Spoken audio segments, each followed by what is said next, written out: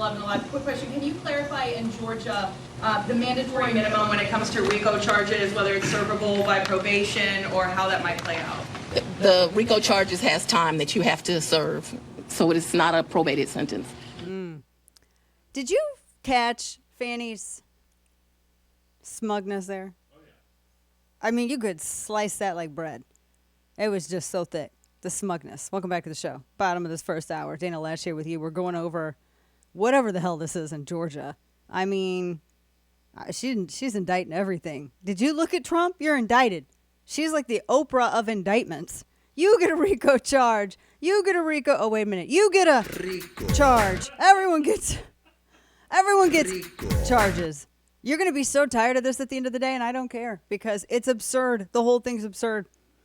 So this whole thing, and I made this point earlier with Georgia. The reason this is real different, this is a state thing as opposed to Jack Smith, which is, obviously these are federal charges, and Trump can't pardon himself, and he cannot be pardoned by a Republican if he gets a conviction under this. Now, let me tell you this, because everyone's going, Brian Kemp.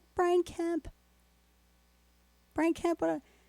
So in Georgia, let me explain what Kemp can do and can't do. Actually, there's nothing he can do. This is what Brian Kemp can't do. He cannot pardon anybody because you have a pardon board. Now, there have been people who have said, well, he picks the part. So this is similar to Texas, where Governor Greg Abbott can appoint people on the board of pardons, etc. But there are certain still restrictions that are applicable to that even. It actually kind of curtails the governor's ability to do a lot of stuff. It's like a check and balance. And in Georgia, it's the same thing with a caveat. They can't even consider a pardon unless a portion of that sentence is already served. So in Trump's case, they couldn't even, if he was convicted, the board of pardons, they couldn't even consider it until 5 years of the sentence was served. So there's literally nothing Kemp can do. Now, I know that there have been some changes to the law that allow him to weigh in on certain things as it relates to the pardon board, but not with the RICO statutes. That's another important distinction. So just remember, for a lot of people that, for people that are talking about that, that's his hands really legitimately are tied.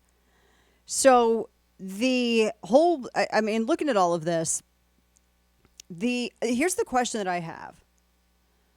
So for the RICO charge, which we were explaining last segment, what is the established, how's it worded? The established organized criminal enterprise that is in the post-2020 Trump campaign that justifies a RICO charge?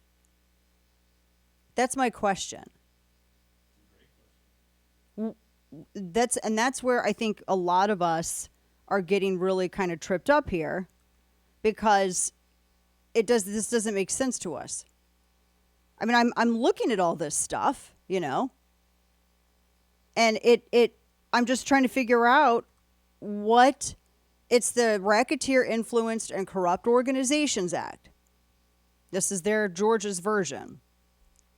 And they look at racketeering. That's organized crime. And that involves extortion. It's a criminal scheme, all of this stuff. I don't understand what in his campaign rises to that measure. Does that make sense? Because, and I'm looking at the charges for guidance here. Guys, this is some of the stuff I'm seeing. And Kane noted, this is my notes on this. This is on page 24. So they're mad? She got mad because he tweeted about the OAN network?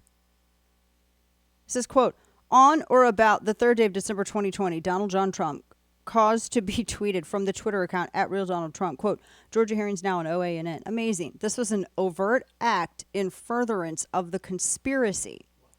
So they're saying him tweeting Georgia hearings now on OAN was furtherance of the conspiracy, of a conspiracy charge? Because, see, all of that can be put under this umbrella of RICO.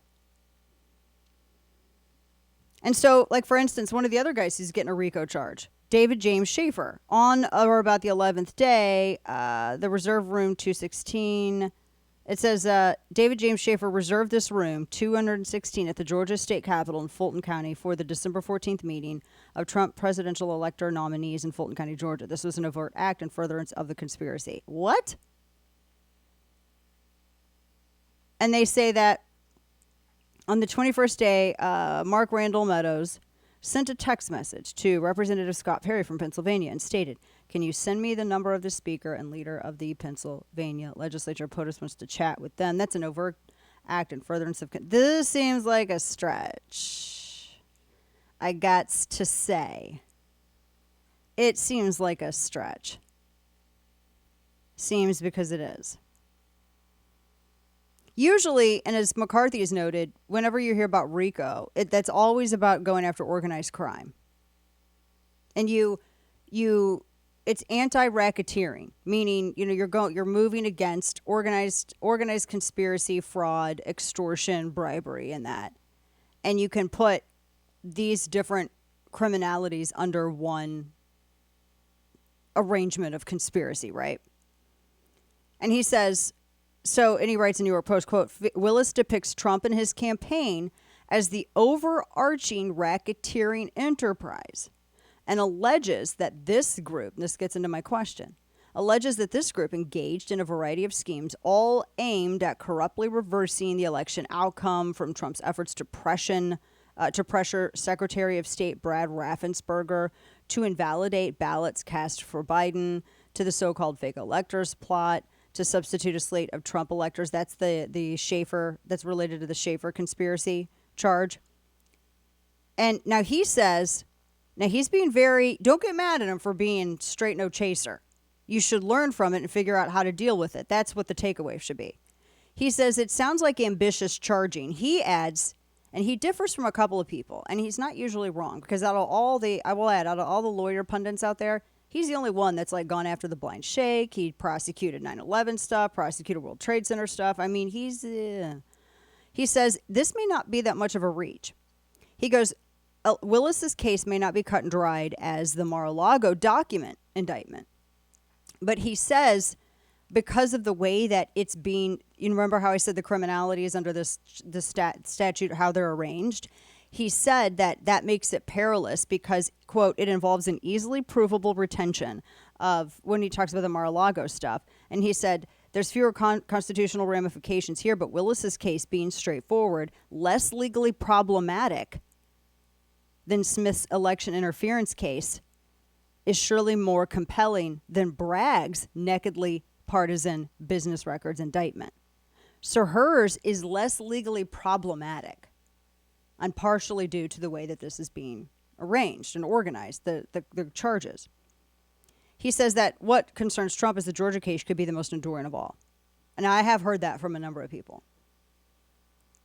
Because, see, with the Mar-a-Lago case, if Trump or a Republican president were elected, they could pardon.